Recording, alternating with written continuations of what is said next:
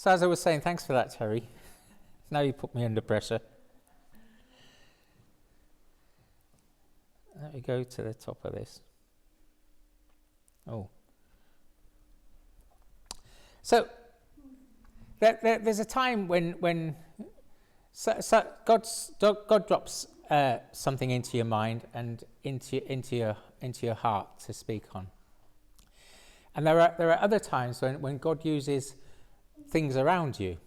And on this occasion, we sometimes go on and we join in the Zoom meeting with Revo Methodist Church, which is in a particular circuit in the Thirsk area, and we have the privilege of our eldest son and his wife have really kept that circuit going together, and they have quite a significant number of people that attend, and it's one of the only ways that particular denomination in that particular area is receiving input and encouragement.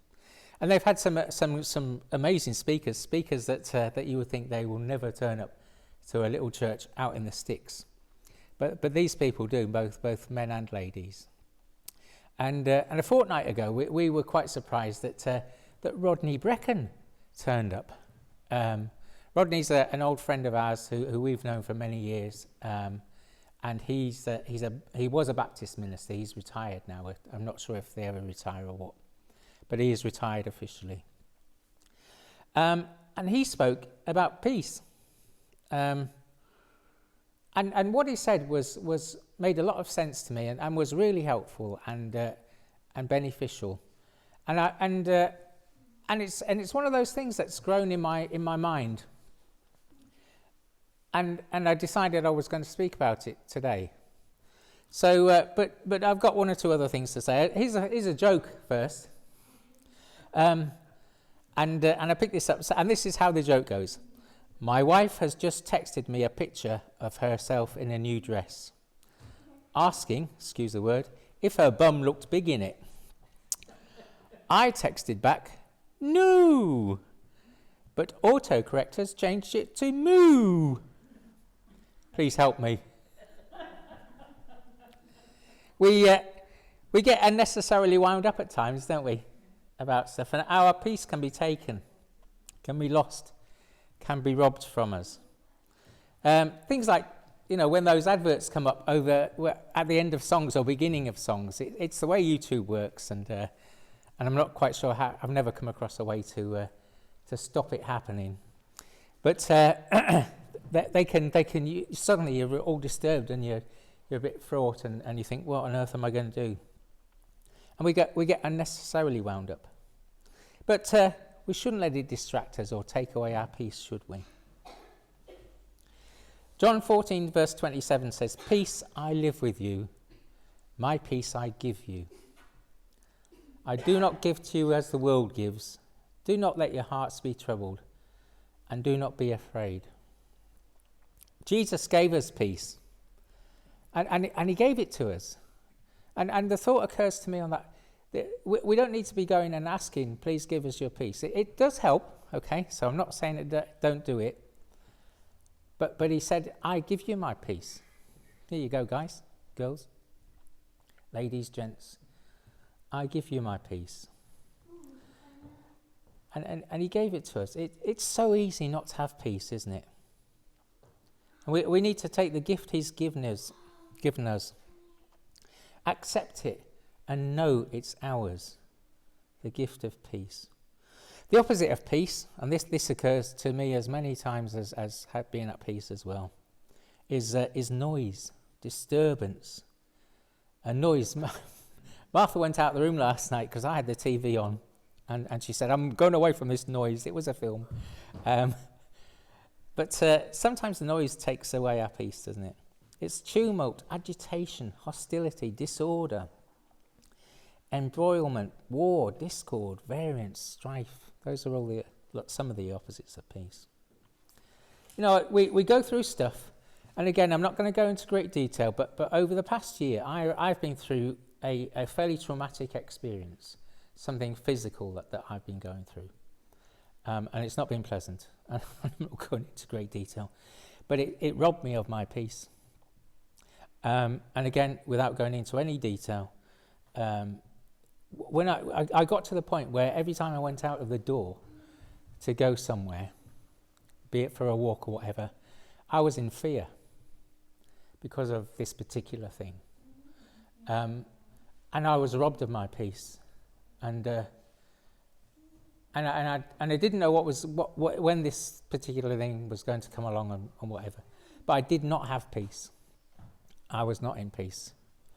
And I've realised that. But I've also talked to the doctors. The doctors and the medical people have been very helpful, and they've given me some new medication, which is helping. So don't get concerned for me, okay? I'm not saying it for pity or anything like that. I'm just saying sometimes things happen to us, don't they? Be they physical, mental, spiritual, and it takes away our peace. And we have to recognise it somehow, don't we? There was at one point in time through this particular experience that I went out and what's the verse? Perfect peace casts out all fear, if I remembered it correctly. And I walked to the town, and that was just going round and round my head. I couldn't get it out of my head, even though I had a shopping list because I had to go and get some stuff.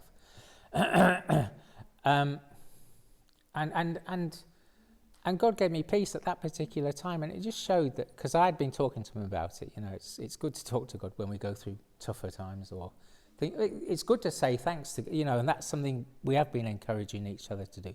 Give thanks, because we have an awful lot to give thanks about. But also when those not so good things happen, it's good to talk to God about it. And God was just God in that particular moment, that particular day, dropped that verse in my mind. And although I was still concerned, you know, that day things went well. And lots of things about peace. Remember that song? And it's an old song. He poured in the oil and the wine, the kind that restoreth my soul. He found me bleeding and a-dying on the Jericho road, and he poured in the oil and the wine. Sometimes don't you wish for that oil and that wine, that comfort, that being looked after, that gentleness, that care, that peace. There's a verse, and I know it's just the beginning of a particular verse, and it says, "Be still and know that I am God." And I know it goes on to talk about other things, I know, but sometimes just little parts of a verse can speak to you and bring you comfort, and bring you comfort in here. Be still and know that I am God. Be at peace. And it's not about rest in peace, because we use that phrase, don't we, when unfortunately people pass away, we say rest in peace. Be at peace now. It's somewhere where we can be now. Jessica Carter, I don't know who she is, what she is, because I tried to look her up, but I came across a saying, and I made a note of it when I was sort of gathering some notes about this. So if you know who she is, do enlighten me at some point in time. But she wrote just one of the statements that she's written. Our shepherd will always let us rest in him, hold us, give us peace in our joys and our sadnesses. What takes away or disturbs our peace? Well, I've told you something that you know, personal that's I'm going through. But even small things can take away our peace. I get quite pernickety. I like that word. It's an old-fashioned word. It means a bit sort of uptight. About my surname and my name. My proper name is Michael. If you call me Michael, I know I'm in trouble. Or it's a Sunday. I used to get one place I used to work at, the director, if he ever wanted to talk to me, he would ring me up and he'd say, "Have you got a minute, please, Michael?" And I knew there was something that he was going to question me about, or that he wasn't ecstatically happy about, and he just wanted a word. McGarry, my surname, is another one I get very uptight about. It has a capital G in it, my surname. They changed all the email addresses at my workplace, and they usually have you have an email address, but you have your name associated with it, and it's when we were taken over by the Japanese, and they were quite keen on getting everyone's proper name onto the email system. And mine came up and it said Michael McGarry, which I thought, right. And it was M, small c and a small g, and then the rest of the spelling. And I went back to the IT department and said, there's no such person. And I created quite a bit of a fuss about it. And I made them change it to a capital G. Because I said, I'm not answering any emails that get addressed to that person because there's no such person. So that it took away my peace. I was being a bit pedantic, a bit silly, maybe, but it's something that gets to me. We've been setting some things up at home in the past week or so, and some of the things that are coming from highly professional companies, their programming, and I did computer programming at one time. Their computer programming comes back, and when you put your name in, your full name, you spell it M, small c, big G, and all that. And some of them come back and say, "Dear Michael McGarry," with a small g. And so I got very uptight about that and said, if these companies come back to us spelling them, I'm not dealing with them. If they can't get their programming right, because I know how to do the programming, I know how you can get it to recognise capitals, even in the middle of a word. I said, I'm not dealing with them. I'm not having anything to do with them. So little things take away some of our peace, not necessarily all of it, that particular moment. Captain Sir Tom Moore, that we've all heard of. His words, his actions were an inspiration, and have been an inspiration to many people, and that's brilliant. That's really good. And bless him, he's no longer with us. But how much more is God's word and his peace? How much more should that mean to us? So a longer reading. Colossians 3, verses 12 to 17 says, "Therefore, as God's chosen people, holy and dearly loved, clothe yourselves with compassion, kindness, humility, gentleness and patience. Bear with each other and forgive one another if any of you has a grievance against someone. Forgive as the Lord forgave you. And over all these virtues, put on love, which binds them all together in perfect unity. Let the peace of Christ rule in your hearts, since as members of body you are called to peace, and be thankful." And verse 16 goes on, and 17 goes on, but that's the verse that comes to me. Let the peace of Christ rule in your hearts, since as members of one body you are called to peace. And that verse that I said that came to my mind, I've forgotten I had it written down here. Isaiah 26 verse 3. "You will keep him in perfect peace, whose mind is stayed on you, because he trusts in you."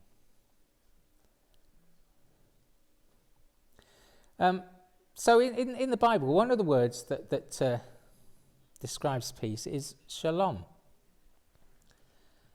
And the lots of Jewish people, Jews, that's the right term, use the term shalom, and there are other ways of saying the word, and in Hebrew, it means peace, harmony, wholeness, completeness, prosperity, welfare, and tranquility.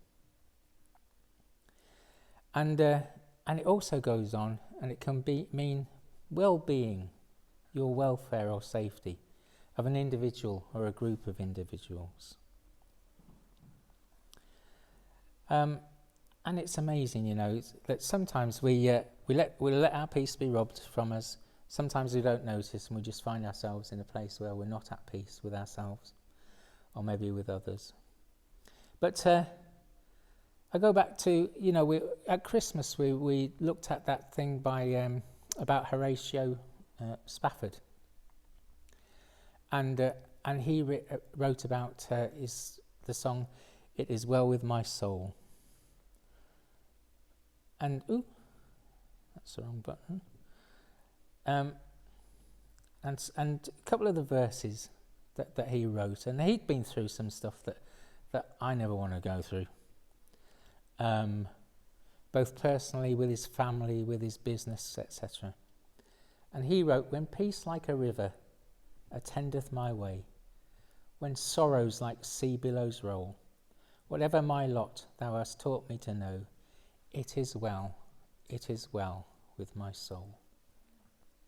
And the verse says, it is well with my soul, it is well with my soul. And there's one of the verses that goes, for me, be it Christ hence to live. If Jordan above me shall roll, no pang shall be mine, for in death as in life, thou wilt whisper thy peace to my soul. It's amazing, that the fact that we can have peace and we can have it, whatever's going on about around us. And what goes on in our heads at times? That there's sometimes in our heads we've got all sorts of conflict going on, haven't we? Haven't I? Stuff going on that says this, and what about that, and what about the other, and what if this happens, and what if that happens, and blah, blah, blah, blah, blah, blah, blah. But and to some extent, we experience that daily, don't we? Or it's one of our experiences. But that's going on up here, isn't it? It's using your heart, your soul. Can you be at peace though, even though all this stuff is going on around about you? What does your heart tell you? There are particular types of films that I enjoy watching, which is why Martha sometimes says, I'm going out of here because of all this noise. But there's often people say things, and there are often phrases used, and they're not written in the way, but I can get something out of it. And I was watching a particular, it was a war film a few weeks ago, and in this particular situation, this guy who was a leader, he was fairly new to the experiences he was going through. And somebody turned to him and he said, using your head, and thinking about it in your head, you're being a soldier. Use your heart and become a warrior. And that spoke to me. That just was just saying, whatever's going on up here, it's what's in here, what's in my soul. Is my soul at peace? Whatever's going on around me. And there's all sorts of stuff. There's storms. So and we don't get them particularly here, but in some countries they get really bad storms. But in the eye of the storm can be peace. Whatever, all the stuff that's going on around and about, but right in the eye of the storm, where we sometimes, that's where we can be at peace. That's where there's often peace and tranquility. Just thinking about Daniel. Daniel said to the king, "O king, live forever. My God has sent his angel and shut the lions' mouths so that they have not hurt me, because I was found innocent before him. And also, O king, I have done no wrong before you."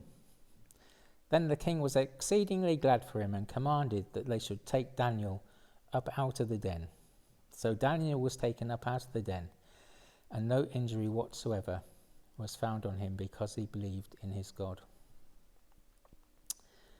That's from Daniel 6:21 to 23, in case you're interested. Hurricanes, whirling storms, and they can measure several hundred miles in diameter. And the winds are devastating. And they get up to huge speeds. Yet in the centre of those storms, there's a space about 20 miles in diameter, allegedly, where everything is perfectly calm.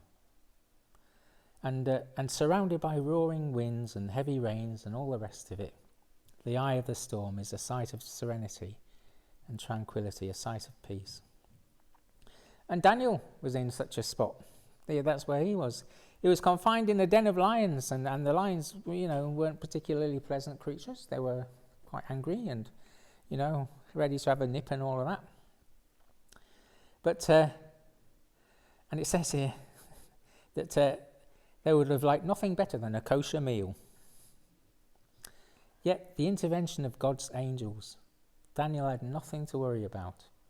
In the midst of a terrifying experience and situation, he experienced God's perfect peace and calm. The storms of life come at us, don't they? Well, because we're Christians, we're not immune to any of that. They come our way, and they come at us, and they show no respect for who we are, what we are, how old we are, what our circumstances in. Yet Jesus said, I give you peace. I give you peace. You will keep him in perfect peace, whose mind is stayed on you, because he trusts in you. That's you and me. We trust in him. So, and despite what's going on around us, and the disciples experienced some of it, didn't they? Because they were in a boat once upon a time. Well, several times. At this particular time, they were in a boat and there was a storm going around about them. and they weren't at peace. They were getting quite fraught and quite, distraught, etc. And Mark 4 verse 35 to 41 says, Jesus calms the storm. On that day, when evening had come, he said to them, let us go across to the other side. Okay? And leaving the crowd, they took with them in the boat, just as he was. They took him with them in the boat, just as he was. And other boats were with him. I hadn't noticed that before. So other boats, so they weren't on their own. And a great windstorm arose, and the waves were breaking into the boat, into the boats, so that the boats were already filling. But he was in the stern, asleep on a cushion. And they woke him up and said to him, Teacher, don't you care that we are perishing? You're not bothered? And he awoke and rebuked the wind and said to the sea, Peace, be still. And the wind ceased, and there was a great calm. And he said to them, Why are you so afraid? Have you still no faith? And they were filled with great fear and said to one another, Who then is this, that even the wind and the sea obey him? So, peace, that's just what I wanted to share with you this morning, that we need to be at peace, whatever's going on around and about us. And another example is, and I've used this one before, so bear with me if you're bored with it. A few months ago, somebody drove into the back of my car while it was parked outside, and they did a lot of damage. And normally, so I'm still surprised when I think about this. I'm surprised at myself. Normally, I would have ranted and raved, and I would have gone ape. Don't know why really, because there's nothing I could have done about it had happened, but I would have done. But I didn't. And I had a peace about it. It was a pain and a problem, and it had to get fixed, and it had to get taken away, and I had to go and pick it up again, and all that stuff. But I still had a peace about it. I wasn't. And why was that? What was God trying to tell me then? I'm still working that through. But when I think it through, I am surprised at myself that I was at peace, that I wasn't going around like a bear with a sore head, which I have been known to do in the past. I've show you some things. So, what's at the heart? The eye, despite the storm, peace and tranquility, well-being, all being well with our soul. Peace is not the absence of trouble, because we get trouble. It's the presence of Christ.